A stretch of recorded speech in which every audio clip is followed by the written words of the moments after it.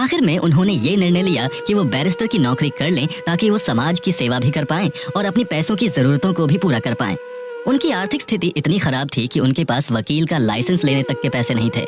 नवल भटेना फिर भगवान के रूप में सामने आए और उन्होंने भीम को लाइसेंस के लिए पैसे दिए और इस तरह उन्होंने अपनी बैरिस्टर की प्रैक्टिस जून 1923 में शुरू की।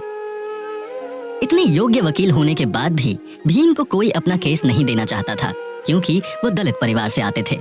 जो देते भी थे वो बहुत गरीब और लाचार तबके के लोग थे, जिनसे भीम को ज्यादा पैसे नहीं मिल पाते थे।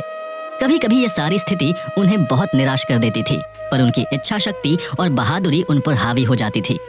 उस समय ये अफवाह फैली थी कि ब्रिटिश राज होने के कारण अगर किसी को केस जीतना है तो उसे यूरोपियन बैरिस्टर को ही नियुक्त करना पड़ेगा, क्योंकि कोर्ट में सारे ही जज यूरोपियन ही थे। अस्पृश्य होने के कारण स्वर्ण वर्ण के वकील भी भीम जी से कोई संबंध नहीं रखना चाहते थे।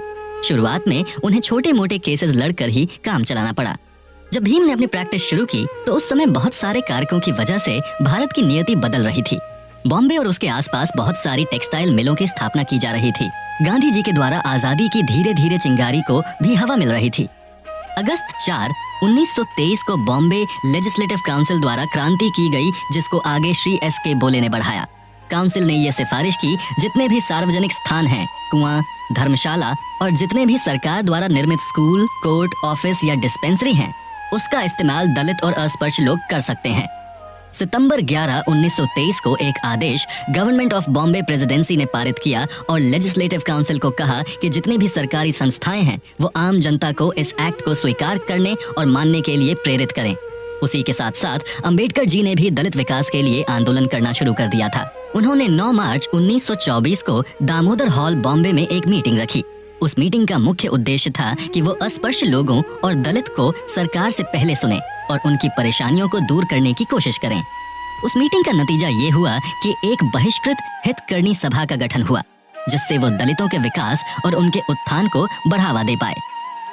दलितों में पढ़ाई को प्रचारित करना, लाइब्रेरी और स्टडी सर्कल का निर्माण करके भारत के कल्चर को दलितों के बीच प्रचारित करना, इंडस्ट्रियल और एग्रीकल्चरल स्कूल को बनवाकर दलितों की आर्थिक स्थिति को सही करना और प्रताड़ित और परेशान दलितों की शिकायत सरकार तक लाना, ये सारे मुख्य कार्य थे इस सभा के।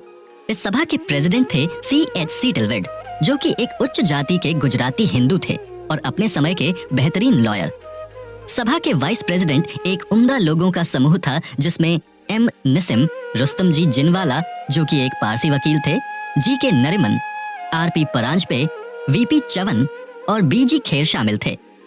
अंबेडकर जी मैनेजिंग कमेटी के चेयरमैन थे। कई और आंदोलन इसी सभा की तरह ही परस्पर चल रहे थे, पर उनमें और अंबेडकर जी के आंदोलन में ये फर्क था कि अंबेडकर जी अस्पृश्यता को जड़ से उखाड़ फेंकना चाहते थे और दूसरी सभी बाल विवाह जैसी कुप्रथा पर ज्यादा जोर दे रही थी। अंबेडकर जी का मानना था कि अस्पृश्यता को तभी हटाया जा सकता है जब हम उसकी जड़ से सुधार करें। इसके लिए उनका कहना था कि हिंदू समाज का फिर से गठन करना होगा।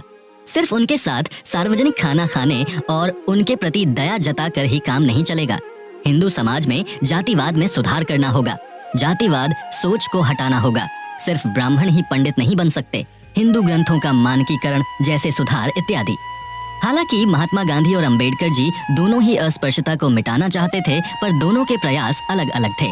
महात्मा गांधी जहां सार्वजनिक स्थानों में दलित के साथ खाना खाकर उनके साथ हाथ मिलाकर इसको मिटाने का प्रयत्न कर रहे थे, जबकि अंबेडकर जी इसको जड़ से ही मिटा देना चाहते थे। पर दोनों का उद्देश्य एक ही था। भले ही उनके रास्ते अलग थे, पर दोनों एक ही मंजिल पर पहुंचना चाहते थे।